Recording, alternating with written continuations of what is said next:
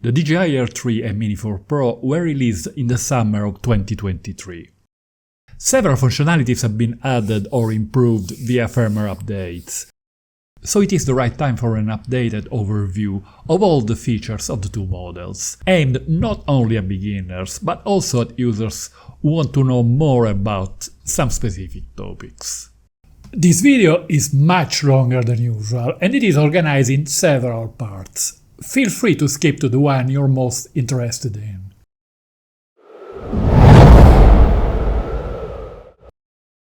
The Mini 4 Pro and Air 3 have the same camera, sensor and processor.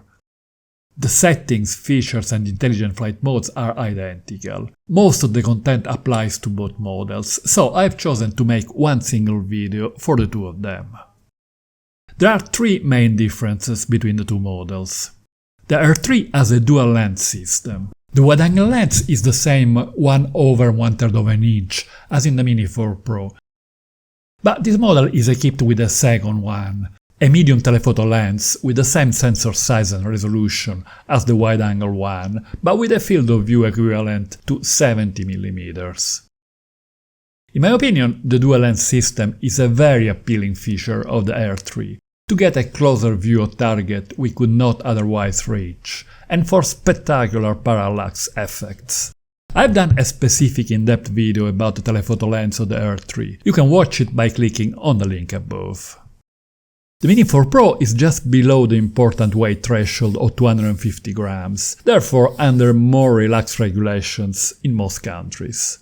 This model has a remarkable amount of functionalities, including an omnidirectional obstacle avoidance system, so every gram has to be shaved off to remain under the weight threshold. The Air 3 weighs 720 grams and offers the same functionalities, plus the dual lens system. It is built without any weight constraint, so it feels much more powerful and can operate in stronger wind. It is very solidly built and can stand some light crashes.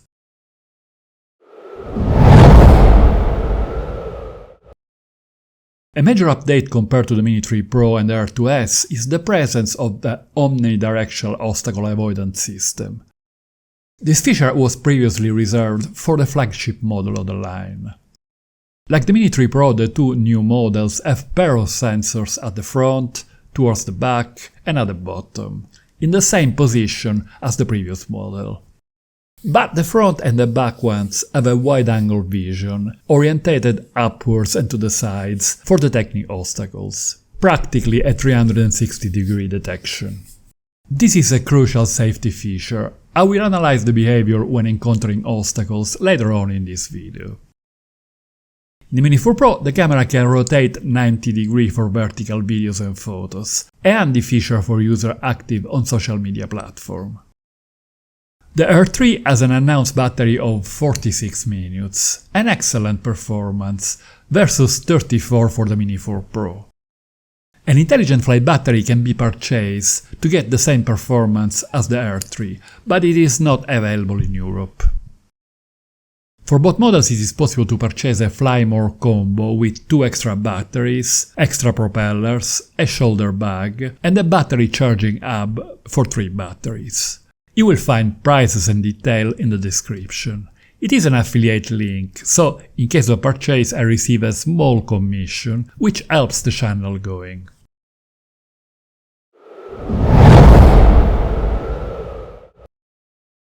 For the Air 3 and Mini 3 Pro, DJI has released a brand new pair of remote controllers, the RC2 and RCN2. The previous controllers RC and RCN1 cannot be used with the latest models.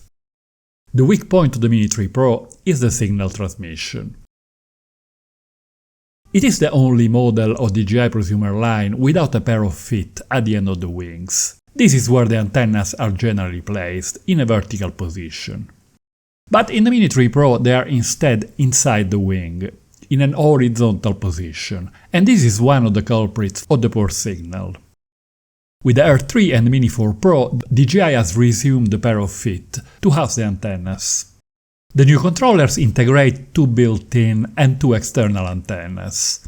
This doubles the number of transmitter and receiver antennas compared to the previous generation DJI RC, enhancing signal strength. The RC2 is the most popular of the two controllers and is the one I suggest.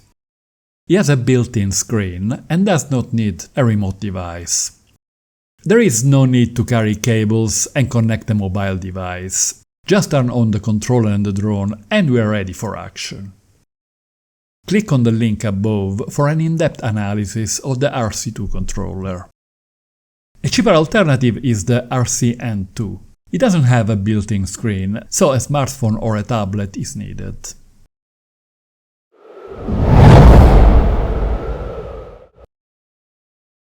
If we turn on only the controller, these screens appear. Clicking on the Before You Fly area at the top, we can check the local maps for no-fly areas and authorization zones. Further down there is an icon for quick transfer, to transfer files from the aircraft to a smartphone or tablet. Through the next icon, Service, we access several after-sales services offered by DJI, including the coverage for DJI Care. After turning on the drone, this other screen appears and we can press the icon Go Fly. We are now on the main page of DJI Fly app, the software interface for all the current models of DJI prosumer line. To the left in the middle is a button for taking off. By simply tapping on it, we access the Auto Takeoff button. If we press and hold the circle takeoff, the drone will hover at a height of about 1 meter or 3 feet. The icon above is to access Waypoint, a powerful functionality previously reserved for the previous models of DJI prosumer line. It is now available on the Mini 4 Pro and Air 3. Waypoints create missions made by 2 or more points. For each point, the position of the drone, its elevation, and the camera orientation are stored in memory. The software will handle the smooth transition within points. Each mission is stored in memory and can be retrieved to perform the same flight in different light conditions or times of the day. You can watch my in-depth video about waypoints by clicking on the link above. On the top left, an arrow takes us back to the previous screen. Here we can tap on the album icon on the lower left to access all photo or videos in the aircraft internal storage and in the memory disk. The next icon is for DJI's social media SkyPixel. The icon profile contains the flight data center with a log of all the flights made with the drone. On the top right hand corner, an icon accesses some tutorial made by DJI. Let's go back to the main page by pressing on Go Fly. On the top left, an icon shows the current speed mode, Cine, Normal or Sport. They are selected using the switch in the middle of the controller. To the right, a display shows technical warnings about the aircraft, the signal transmission, or restricted zones. By clicking on it, we get some extra details. We can also modify the return to home altitude, the maximum altitude and distance, and the storage location. The next icon to the right shows the percentage of battery left and the estimated remaining flight time. By clicking on the circle icon, we get a detailed view of the time left until return to home, a forced landing, and battery depletion. The next icon shows the strength of the signal. White bars indicates an excellent signal, yellow bar shows that the signal has dropped, and red bars poor signal, generally just before disconnection. The following icon is white when the obstacle avoidance sensors are active. It turns to red when they are not active, for example when flying in sport mode. The next icon indicates the number of satellites connected. Before taking off, it is suggested to wait until at least a dozen satellites are connected, so that the home point is updated in a position close to the operator, which helps to keep track of the aircraft position. In the right part of the screen, we find the Photo-Video menu with 6 options: Photo, Video, Master Shot, Quick Shots, Hyperlapse and Panorama. If we select photo, a vertical menu to the left shows the photo modes available: single, AEB, burst, and time shot. For more info, please refer to my video about photography with the Mini 4 Pro or to the one about the Air 3 by clicking on the links on the screen. When choosing video, the menu to the left shows 3 options. Normal is used on most occasions. The next one is night. This mode automatically applies noise reduction and sharpening to the footage. The last option is slow motion. Here we can take footage at 100 frames per second in 4K resolution for ultra slow motion, 4 times slower than real time if encoding at 24 frames per second. At a resolution of 1080p, 8 times slow motion is available at 200 frames per second. This is a major improvement compared to the Mini 3 Pro. Using this method, the footage is immediately slowed down and doesn't need to be interpreted by a video editor. This makes it ideal for clips to be used immediately. For more details about slow motion with the Mini 4 Pro and the Air 3, click on the link above. The big round shutter on the right is red when video mode is selected and white for photo mode. The area to the left of the shutter is different in the two models. In the Mini 4 Pro, the top button rotates the camera from the traditional horizontal position to the vertical one, a crucial feature for users active on social media platforms. The icon below is the digital zoom. By tapping on it, we cycle to 2 times and then 3 times zoom. By holding and dragging, we can apply progressive zoom, although a smoother way is using the right wheel of the remote control.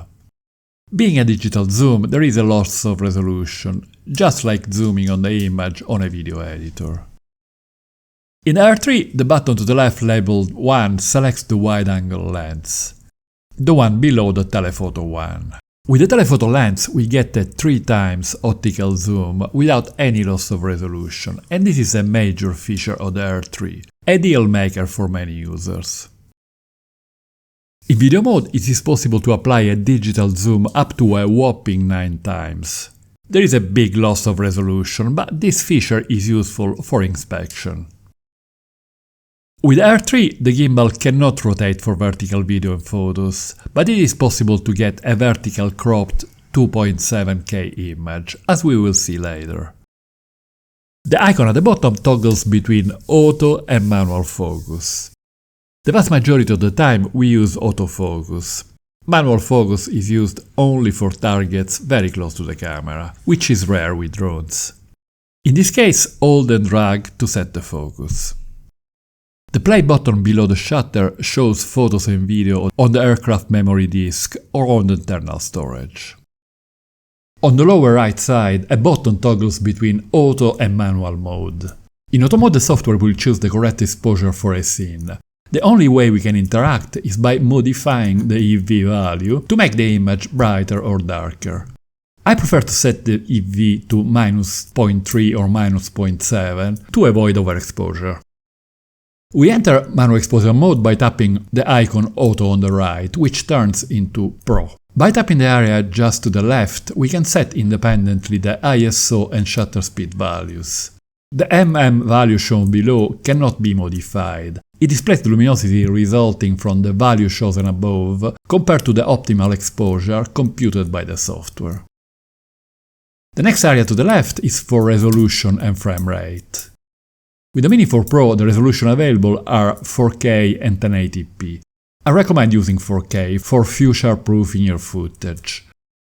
At 4K, we can choose different frame rate frequencies. The most widely used for encoding are 24 or 30 frames per second. Higher frame rates like 48, 50 and 60 frames per second are to apply slow motion. You can watch my video about slow motion with the Mini 4 Pro by clicking on the link above. In the resolution panel of the Air 3, there is also a choice for 2.7K and 1080p at a ratio of 9/16 to get an image cropped to a vertical orientation, ready to post on social media. On the bottom left of the resolution window, an icon switches to a different one. The window is context sensitive, it behaves according to the selecting mode, video or photo. At the top we can set the white balance. I suggest using manual mode to avoid unwanted shifts of color. For daylight conditions I use a value of around 5500K.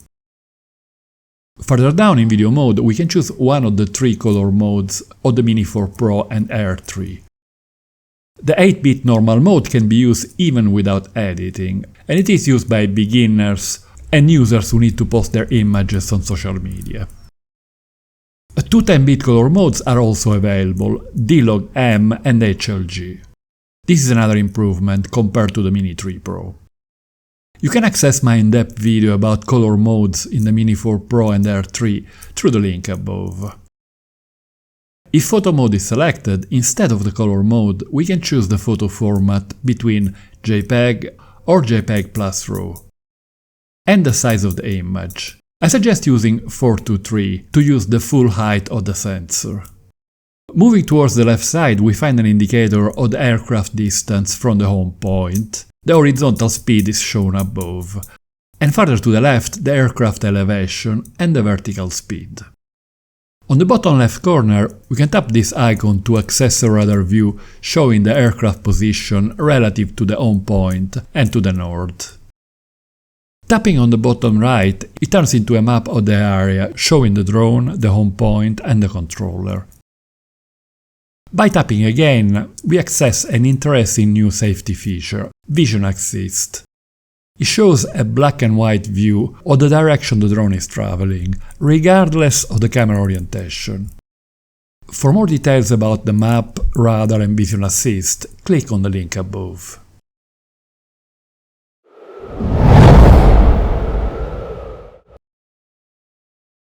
By clicking on the three dots on the top right corner, we enter the general settings, divided into 5 tabs: Safety, Control, Camera, Transmission and About. Let me show you the most useful ones. In Safety tab we start by specifying the behavior of the aircraft when detecting obstacles. With Bypass, the aircraft will try to find the quickest way around obstacles. If Brake is selected, it will stop just before them. Off disables the obstacle sensors. The obstacle avoidance system is a crucial safety feature, and I suggest turning it on whenever possible. The option Display Radar Map shows an orange or red line when an obstacle is detected in front, behind or below the aircraft, together with the distance of the obstacle from the drone. In the Mini 4 Pro and Air 3, Return to Home has been redesigned with several improvements. If we choose Optimal in Advanced Return to Home, the aircraft will find the shortest path back to the home point using the obstacle avoidance system, thus saving time and batteries. If the option preset is selected, the aircraft will rise to the auto return to home altitude specified just below before starting the return to home.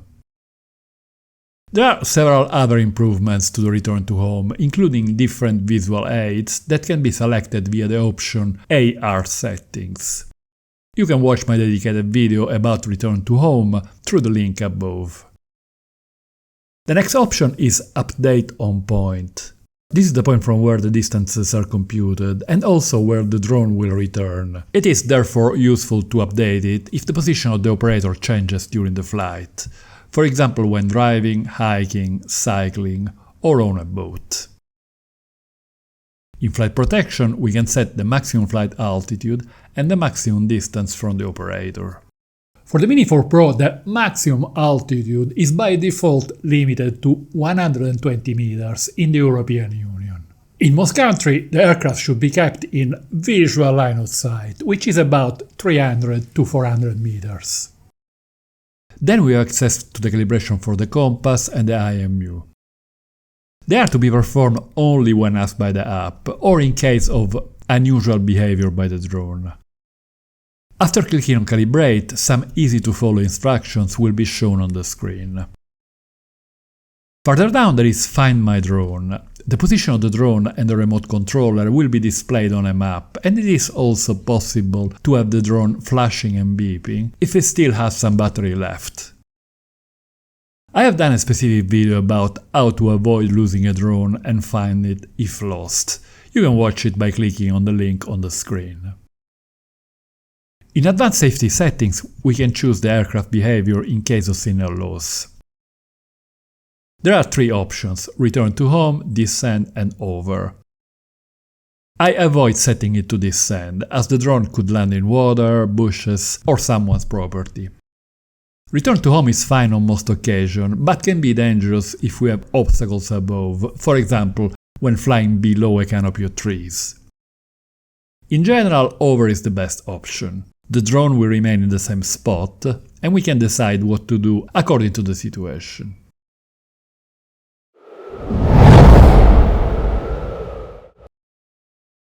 In the Control tab, we can display the units in meters, kilometers or imperial. The subject scanning option is to be used when tracking. When turned on, the camera recognizes people, bicycles and cars as possible targets and puts a plus sign over them for a quicker selection. This is particularly useful for a target in motion. Smart Shot settings consist of a series of parameters to optimize the new 360-degree active track intelligent flight mode. This popular feature has been greatly improved in the Mini 4 Pro and Air 3. Click in the link above for an in-depth analysis. Gain and EXO settings contain several options to control the camera movement. The values can be set independently for each speed mode: Cine, Normal and Sport. Max horizontal, ascend and descend speed are self-explanatory. Max angular velocity is the speed of the camera rotation when panning using the left stick of the remote control. I suggest setting it to a low value. Yaw smoothness controls the behavior when releasing the stick after panning.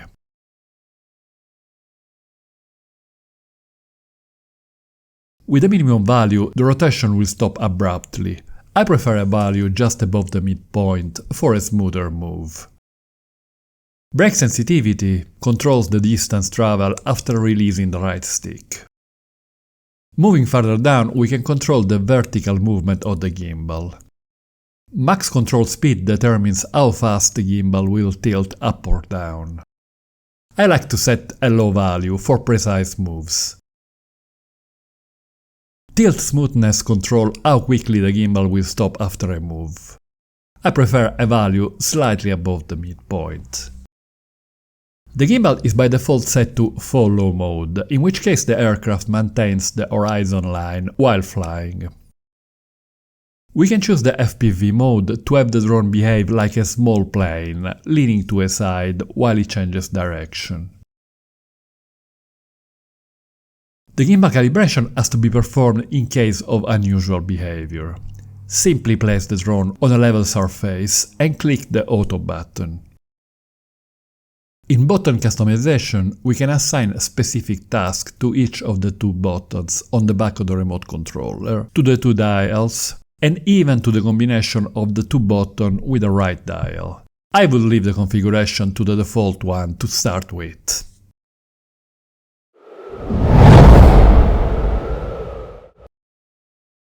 The camera tab is context sensitive. It shows different choices according to the mode we are in, video or photo. In video mode, we can select the coding formats. H.265 is the most recent one. It is more efficient as it produces smaller files, but it is heavier on computer resources. H.264 has been around for a long time, and it is still a suitable alternative. The histogram is the only tool I use for exposing. It can be positioned anywhere on the screen. To get the correct exposure, I make sure that there is some space between the last bar to the right and the right edge of the histogram to avoid burning the highlights, which cannot be recovered in post-processing. Overexposure warning is an alternative way to check exposure, showing striped bars in the overexposed areas. I never use it and I found it confusing. Grid lines overlays visual aid on the screen to help composition. I like to have the rule of thirds on, the one in the middle. Then we can set the white balance to auto or manual.